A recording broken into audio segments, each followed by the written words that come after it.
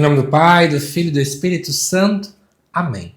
Amados irmãos e irmãs, é com muita alegria que nós estamos aqui para juntos estudar e meditar o Evangelho que a Igreja nos apresenta para esta terça-feira da 18ª semana do Tempo Comum. O Evangelho de hoje se encontra lá em Mateus capítulo 15, versículos de 1 a 2, de 10 ao 14, que diz assim: Naquele tempo, alguns fariseus e mestres da lei, vindos de Jerusalém, aproximaram-se de Jesus e perguntaram: Por que os teus discípulos não observam a tradição dos antigos, pois não lavam as mãos quando comem o pão? Jesus chamou a multidão para perto de si e disse: Escutai e compreendei. Não é o que entra pela boca que torna o homem impuro, mas o que sai da boca. Isso é que torna o homem impuro. Então os discípulos se aproximaram e disseram a Jesus: Sabes que os fariseus ficaram escandalizados ao ouvir as tuas palavras? Jesus respondeu: Toda planta que não foi plantada pelo meu Pai Celeste será arrancada. Deixai-os. São cegos guiando cegos. Ora, se um cego guia outro cego, os dois cairão no buraco. De modo bastante sucinto, quero explicar para vocês quem eram os fariseus e mestres da lei naquele tempo. Embora tivessem algumas diferenças rápidas, mas esses dois grupos eram extremamente famosos por conhecerem muito a lei. Quando eu falo conhecer a lei, eram especialmente os 5 primeiros livros da nossa Bíblia, que todo judeu costuma chamar de Torá. Mas um ponto é importante quando eu falo para vocês sobre eles, é que os fariseus, mais do que apenas seguir e conhecer a lei, eles eram muito apegados à tradição oral, aquilo que era passado de boca em boca, aquilo que, por exemplo, era orientado pelas lideranças judaicas da época. Então, você vai ter aí rabinos que falavam determinadas coisas que os fariseus iam levando de geração em geração. E eles começam a se incomodar, eles estão vindo de Jerusalém. Jerusalém, que era a cidade central da religiosidade da época, aproximam-se de Jesus para questionar por que eles não observam a tradição dos antigos. E eles citam uma tradição específica, que era não lavar a mão quando come o pão. Por que essa história? Não era apenas questão higiênica. A compreensão era mais ou menos assim: já que eu andei no meio da rua, já que eu tive contato com outros lugares, eu posso ter tocado em algum ambiente, passado próximo a alguém que na verdade é uma pessoa impura, no sentido ritual, religioso da época. Então, não era, por exemplo, se fulano tem gripe. Não era nesse sentido, mas era mais ou menos assim. Se eu passei, por exemplo, perto de uma prostituta, ela é impura perante a lei. E a impureza dela pode passar para mim.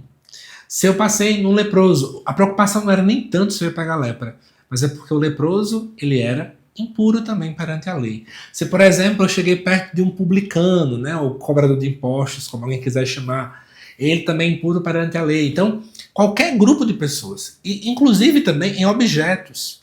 Então, eles colocavam na cabeça que eu tinha que lavar as mãos antes de comer o pão, justamente porque na concepção deles, o que mais trazia pecado era aquilo que vinha de modo externo. O contato com outras pessoas que são pecadoras, o contato com outras pessoas que são impuras. Mas Jesus acaba batendo de frente com essa postura deles para poder dizer o seguinte, que não é o que entra pela boca que torna o homem impuro, mas o que sai. O que é que Jesus está querendo pontuar? O problema mais sério não é o externo. Precisamos ter muito cuidado para não vivenciarmos uma religião 100% externa. O meu foco é ter uma boa pose religiosa, de estar sempre endireitado como se fosse um homem ou mulher orante, porque eu tenho que mostrar nas minhas redes sociais que eu sou isso ou aquilo. Enquanto isso, meu coração é morada da inveja, é morada do orgulho, da vaidade. Quantas pessoas a gente conhece que são assim?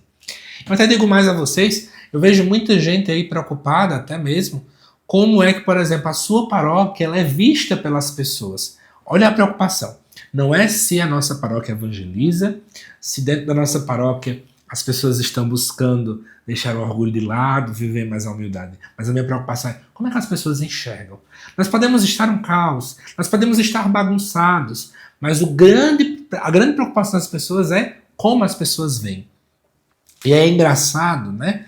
Não sei se estou conversando com alguém que trabalha na Pascom, que serve na Pascom, e aí começa aquela questão. Tire foto em um ângulo que mostre muita gente. Tire foto que mostre pessoas rezando. Aí tu descobre que tem 2 pessoas em oração, mas vão tirar foto daquelas 2 pessoas, porque as outras estão no caos, mas a gente tenta esconder. Desculpa a expressão, a gente tenta maquiar. É uma maquiagem que tentamos colocar muitas vezes. E Jesus questionou essa maquiagem, que muitas vezes os fariseus e mestres da lei estavam buscando utilizar. Eram pessoas extremamente famosas por maquiar. Eles viviam dizendo ao povo, façam isso, mas nem eles eram capazes de fazer.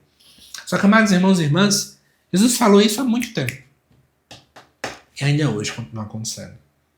Será que a nossa igreja é uma igreja farisaica?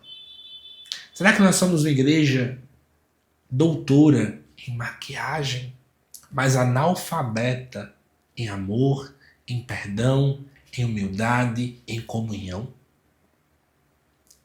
Amados irmãos e irmãs, cuidado com a maquiagem. Acima de tudo, precisamos gastar tempo com aquilo que está no nosso coração. É daqui de dentro que surgem as boas ou más intenções. É daqui de dentro, antes mesmo de externalizar com palavras ou através de ações alguma coisa muito ruim, eu já comecei a maquinar há muito tempo dentro do meu coração. E é isso que Jesus tanto questiona. Eu finalizo dizendo para vocês o seguinte.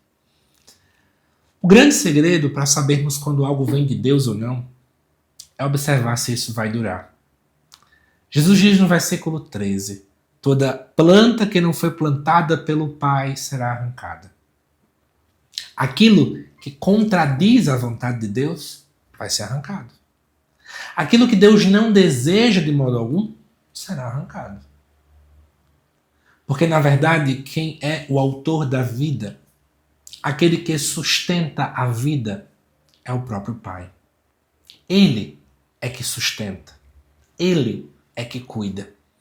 Por esse motivo, que a gente comece a observar melhor. Muitas vezes os nossos projetos não estão dando certo, é porque não é vontade de Deus. Porque esse plantio foi feito pelas minhas próprias mãos. Mas não era tanto que Deus queria. Que a gente possa refletir melhor sobre o que é que Deus tem plantado. E será que eu estou atrapalhando o que Deus quer plantar na minha história? Pense sobre isso. Que Deus te abençoe e até mais.